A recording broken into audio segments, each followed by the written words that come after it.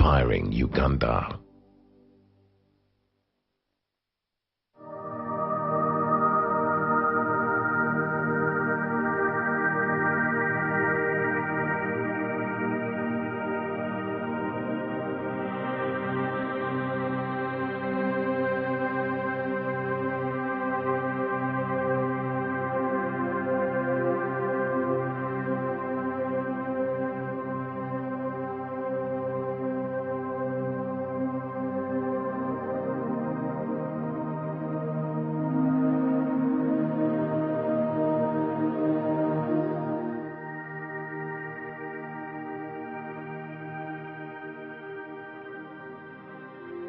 Land refers to the physical surface of the earth, encompassing soil, water, and anything permanently attached to it.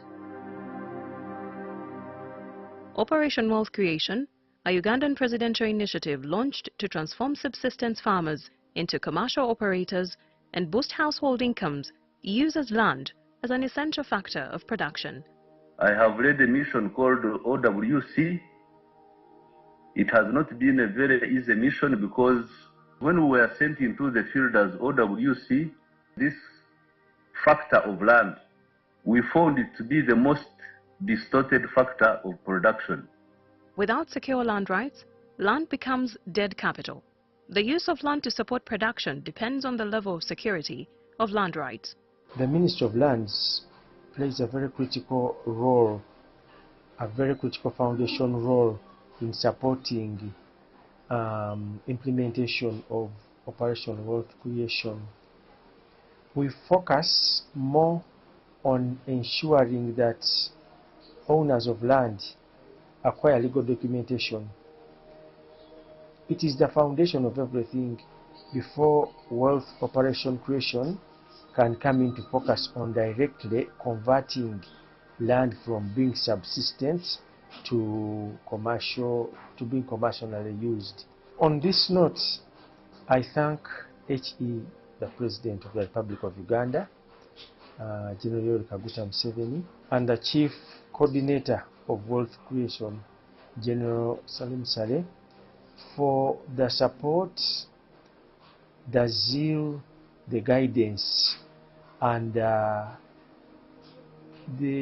resources for making sure that the ministry is able to carry out its foundational role of registering land for subsistence families, clans, thereby handing it over and helping people have legal documentation before they can interface with investors. From our side, before wealth creation comes in, there must be guaranteeing of land tenure rights for the landowners.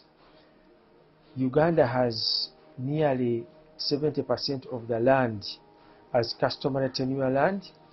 Most of it is not registered. Most of it is subsistent and not utilized. Most of it is guarded primitively and is not used to access other inputs and resources in order to productively utilize it.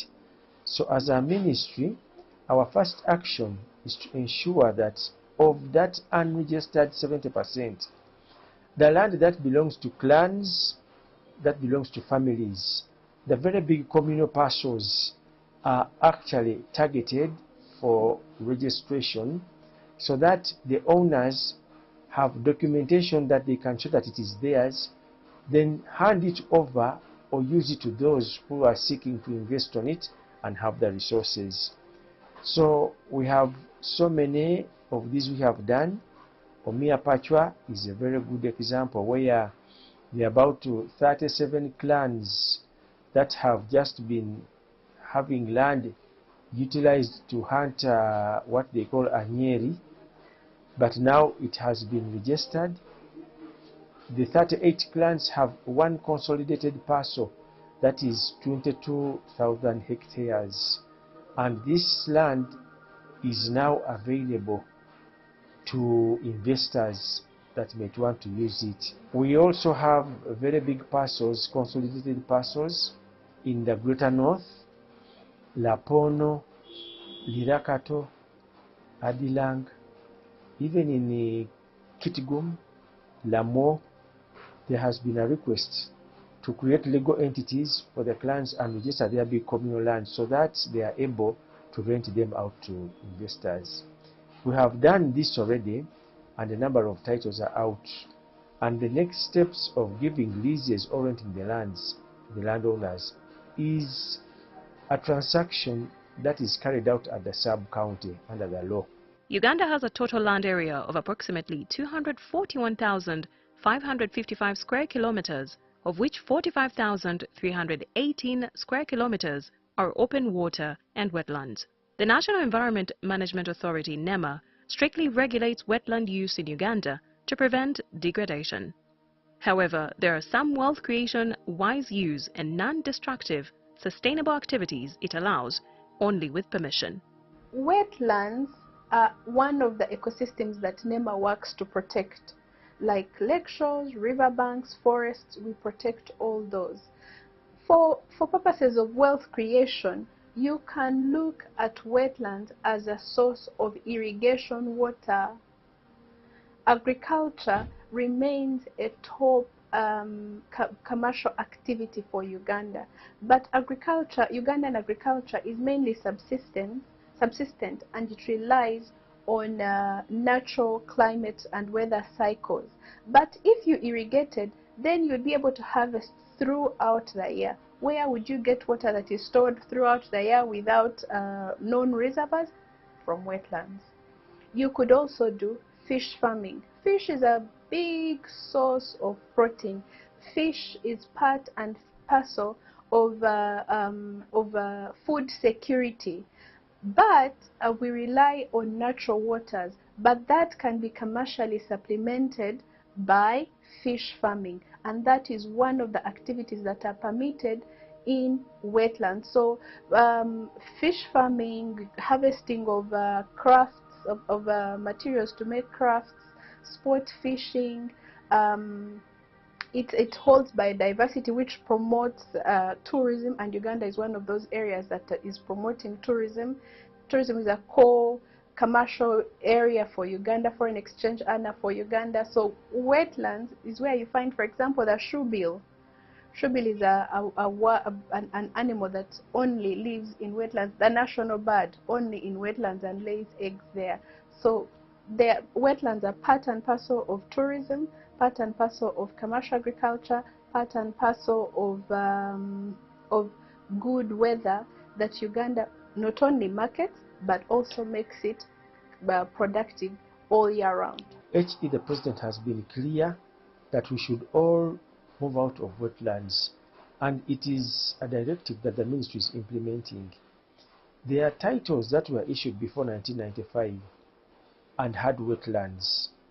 So the owners of these titles are actually urged to interface with NEMA to ensure that the land use is provided to them for how best to utilize the wetland without destroying it.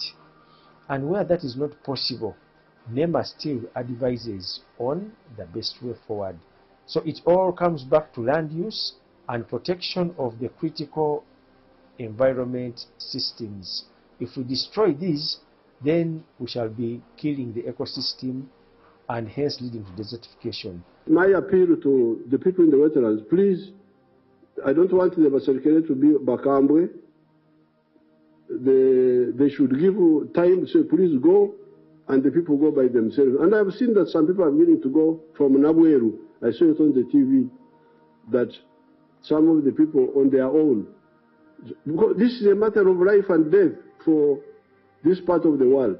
A person who undertakes any activity in wetlands knows that what they are doing is wrong, but they take a risk, and for a risk sometimes you may gain out of taking a risk, but sometimes you may suffer. So those who knowingly go to develop wetlands, knowing that it is wrong without seeking permission, because I've told you that there are activities that are accepted in wetlands, but you go to convert a wetland into a settlement, that's illegal.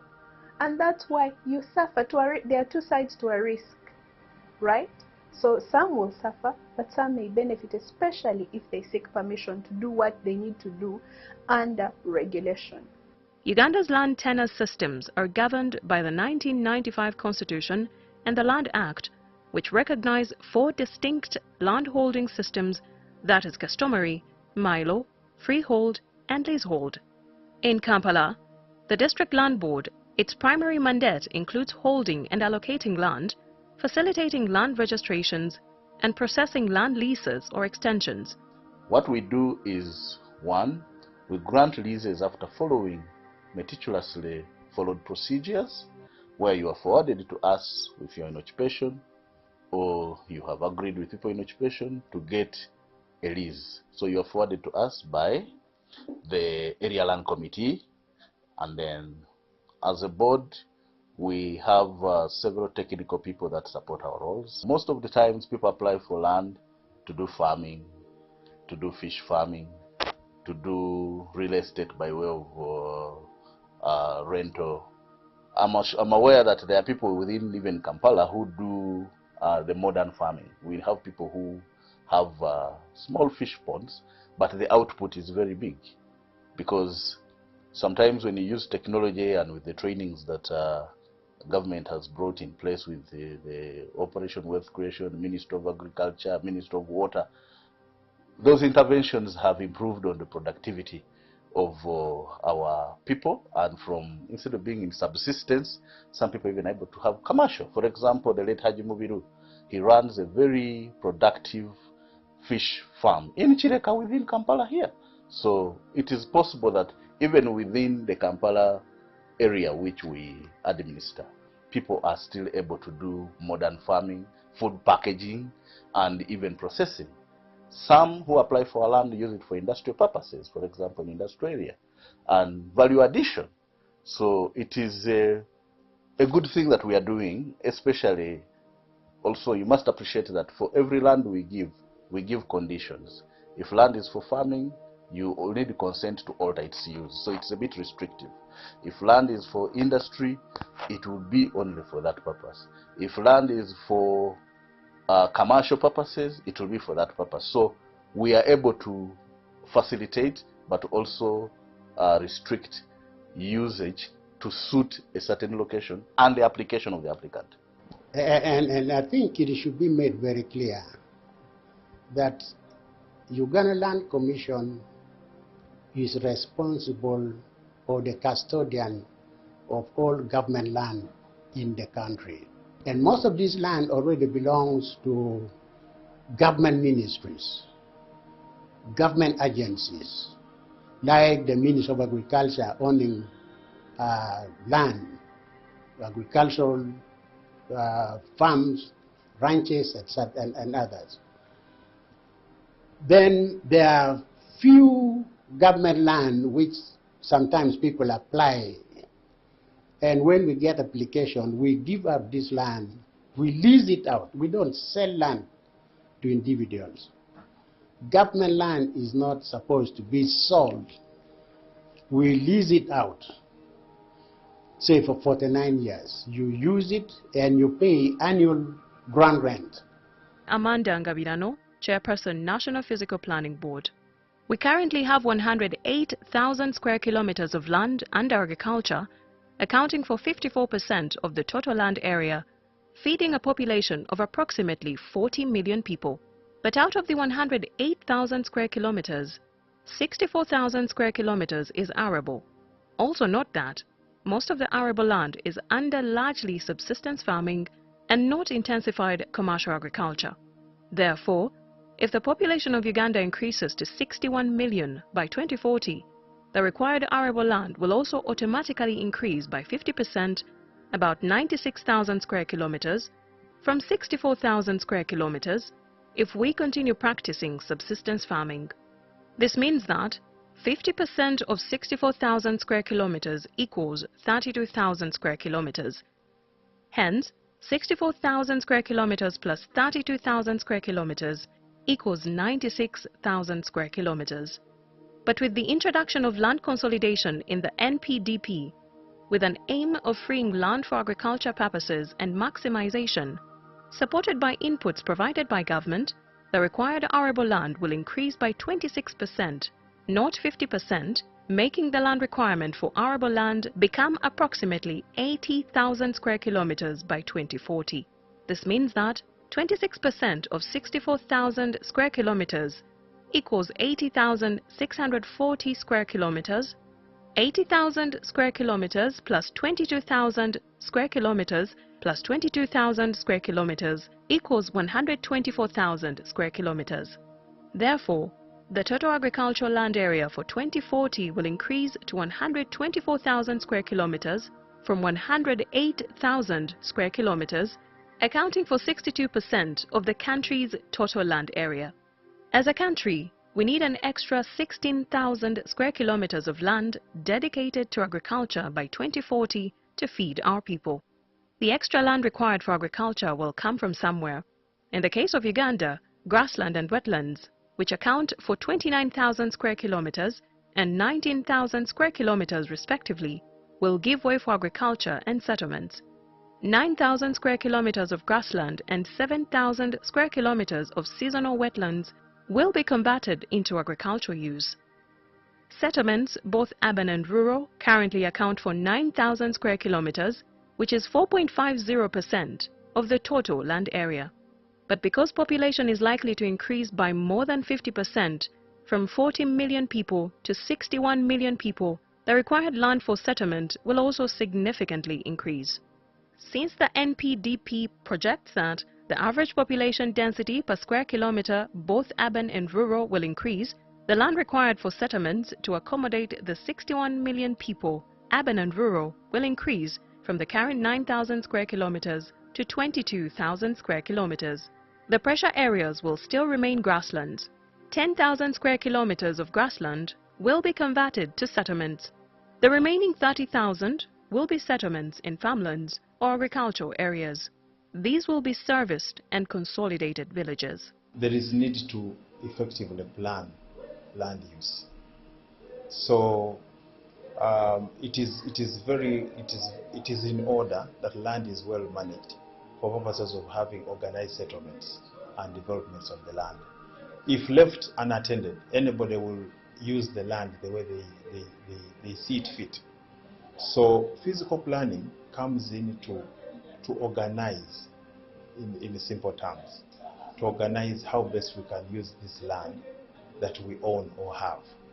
Physical planning helps in urban areas in the sense that it will stipulate how best we can organize, say, housing, how best we can organize settlements, how best we can organize other infrastructure developments, for example, industries, businesses, transport. It all has to do with the planning of the area we have. Using land as a factor of production, it means that we must look critically at the role land plays in the wealth creation journey. Most Ugandans look at land with a view of the surface, where we stand, where we sit, and when they own titles, they believe they own land. But the greater land is below the surface, because developed countries will sink infrastructure, a lot of it below the surface. And therefore there must be capacity to do that. But there is also land above the surface. Now, as National Housing, you'll know that we've championed the cause for vertical growth. If you want to save land for production, you must look at how you settle the people. The more people spread horizontally, the more you lose land that is good for production, and therefore people feel they are in occupation, but they don't have enough land where to cultivate and do productive work. If we let everybody sprawl horizontally, we kill the land that is appropriate and good for production. In Uganda right now, we are having a higher rate of urbanization, a faster rate of urbanization that has gone beyond the planning. You find town centers or growth centers coming up, and there's no plan. So you find that people are building anyhow, anywhere. Yeah. Now, because of that, you find there is a lot of conflict in terms of land use. Many countries that have controlled land, the surface, and therefore ultimately control the vertical, and the bureau, land is owned by government, because they know that individuals do not have as much capacity to deploy usage for wealth creation to the level of using the bureau and the vertical. In the case of national housing, over the years, the 61 years we've lived to date, we have demonstrated, if you look at most of the estates we have built, we've always done up to level 4. We started 60 years ago to demonstrate that you can accommodate more people on a smaller acreage of land. Now, when these people occupy these houses, it doesn't matter the level where you are, because once we do multi-storied buildings, we are creating more land.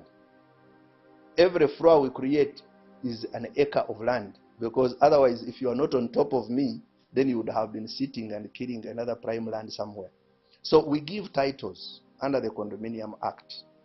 The Condominium Act allows that somebody who is on floor 10 can get a title which he can use to even acquire a loan in the bank, because it's your residence, it's your permanent building, and it will be constructed in permanent materials.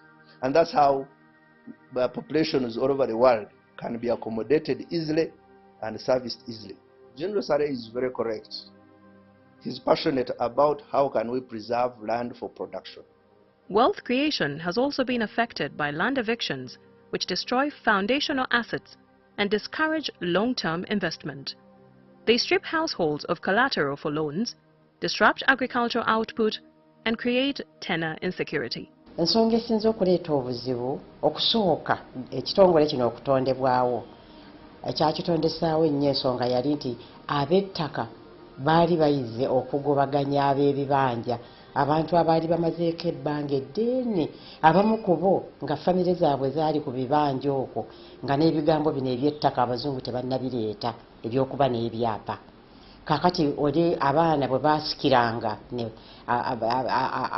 ne bakomawo eka nga bagaa nti lino ttaka lyange nze nina ekyapa mugende. Kati gavumenti neyagaa nti ekyo tekikola. Era ekyo kyekyaleetesa n'etteeka okubeera ekkambwe ennyo mu kugezaako okutaasa abantu abalina ebibanja. Katugambe singa omuntu oyo famire gye bajjako nga yali efunye obuyambi n'etandika okukola ebintu nga bw'owulira kino ekya General Saleh ekya wealth creation. Kakati omuntu bw'akuggyako ekibanja ng'oli mu mbeera bw'etyo, aba akuleetedde obwavu obutagambika. Nga abantu bagaa nti operation wealth creation tekola, oba program gundi eya gavumenti tekola. So nga program yandibadde ekola, naye enkaayana z'ettaka nazo zitaataaganyiza nnyo programs ezo. Buganda Land Board etunuulira ettaka nga empagi omuntu gy'asobola okwesibako mu kwekulaakulanya, oba mu lufutufutu lukyayinza okuyita factor of production. Tutunuulira ettaka nti omuntu asobola okuliyitamu n'abaako enkulaakulanya gye yeetuusaako ye ng'omuntu, enkulaakulanya mu ye n'ab'omunju ye, enkulaakulanya ab'omunju ye n'ekitundu, ate n'eggwanga okutwaliza awamu. Naye ebyo tubisiba nnyo ku kunyweza obusenze kye tuyita security of tenure. Tusuubira nti omuntu bw'anyweza obusenze bwe, omuntu bw'abanga talina kweraliikirira nti ekibanja kyaliko oba ettaka lyaliko terisaanye mweraliikiriza, agenda kubibeerako lubeerera era obusenze bwe bunywedde entende. Kitegeeza nti emirimu gyonna gy'alowooza okukolera ku ttaka aba agisobola. Mu Buganda waliwo olugero lugamba nti omukyala yeetegese okufumba, omulaba byasimba nti bw'alima emmwanyi oyo nno kirowoozebwa mbu agenda kuwagaala. Bw'olaba alima kasooli na bijanjalo byokka nti oyinza okweralikirira nti agenda kubeerawo kiseera kitono. N'olwekyo oli bw'anyweza obusenze bwe kikuwa ekifaananyi nti emirimu gyonna gy'oyagala okumugamba akoleko agisobola. Neno modo ya president gyayogerako, mwagamba yiikeemu tulunde, yiikeemu tulime, yiikeemu tukoleko kino bwekiti. Ebyo byonna bisoboka nga omuntu anywezezza obusenze bwe. So tukubiriza abantu baffe mu Buganda, tukubiriza abantu bonna abali ku ttaka ly'Obwakabaka n'abali ku ttaka mu Buganda bonna nti bettanire nnyo enkola ey'okunyweza obusenze, era ekyo kifuuke ensibuko y'okwekulaakulanya, kubanga bino byonna gavumenti byereeta bwe bisanga omuntu yeeteeseteese ng'ettaka anywezezza obusenze bwe kitegeeza nti projekiti zonna azaaniriza ne zitambula bulungi nnyo. Kakati abantu balina enkola bw'aba ayagala okubba ettaka ajja n'akozesa erinnya ly'omunene mu gavumenti oba omuntu omugagga bano ab'amaanyi oba owa ame omukulu jeno gundi. Kati jeno Sale olw'okubanga abantu bamumanyi wonna erinnya balimanyi ababbi gye basinga okweyungamu. Kakati jeno kye yanyamba nti abantu bonna abalina ettaka lyabwe nga baliguze abantu b'ebweru b'enkiikirira wano ettaka lyabwe lyabanyagibwangako ate n'abamu nga balirina nga tebalikozesa kintu kya mugaso. Naye kati ye bwe yatandika okubeera ng'alaba production esobola okuva mu ttaka nange ne ntandika okukozesa ekintu ekyo okulaba nti nfuba nga bwe nsobola okulaba nti ettaka abantu baffe balikozesa bulungi. Era kyatuuka ne ku level okutwala wano omukulu akulira owa ISO akulira ebintu byonna eby'amataka n'agenda ne basindika minisita wa by'ettaka omukulu ono Mayanja abaddewo gwe baafudde Anto okugenda okulaba nti ategeeza abantu bonna abalina ettaka lyabwe eryagalangatana nga bajja ne batuuka Entebbe aba ISO ne babajjayo ne batwala okulaba nti ettaka lyabwe litandika okubeera productive n'okubaddira mu mikono gyabwe. During the Musevenomics Conference 2025 in Munyonyo, the Chief Coordinator of Operation Wealth Creation asked participants to discuss who owns what in Kampala. Everybody thinks that I own half of Kampala when I have only, I think I have maximum 2 acres. Who owns land in Kampala is a very interesting subject. This comes at a time when many people on social media have linked the general to various properties in Great Kampala metropolitan area, and most recently a hotel building in Busabala wetland, where the general came out in a written note saying, "Dear TikTokers, I have seen a citizen on TikTok saying I own a hotel in Kampala and in a wetland. He alleges that I own the hotel with Natasha. He then likes to link this property to the whole rest. This is private property. What type of freedom is this? Very soon we shall know who owns what in Great Kampala metropolitan area." Ebyogerwa ku wooteeri eno nti ya Jeno Salimu Sale wooteeri y'Emmanga eyo. Ffe ng'abakulembeze ba LC wano y'Ebusaabala wooteeri eno weesangibwa ekaazi tetukimanyiiko yadde kubanga wooteeri yawo weetudde waaliwo abantu nga balinawo ebibanja naye twayanjulirwa ekitongole kye bayita Delight Automatic Company Limited nga kye kinnannyini facility eyo naye bino bye tuwulira nti ya Salimu Sale tetubimanyi tetulina official information about it. Ensonga z'abantu okugamba nti kino kyagundi kino kyagundi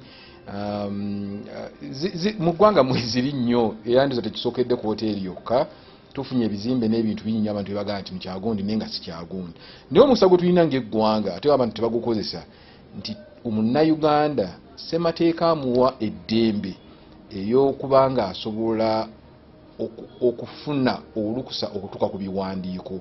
Bwe twogera ku bwannannyini bw'ettaka ssemateeka awa munnayuganda eddembe okugenda mu materekero g'ebiwandiiko bino asobola okugenda mu Ministry of Lands n'akola search n'agamba ekyapa ky'oyo kyani.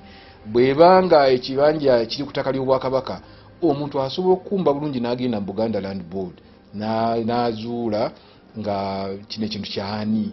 N'olwekyo ndoza bannamawulire bannaffe ne abantu abali structured tusaba nti bino ebintu bisobola okukakasibwa.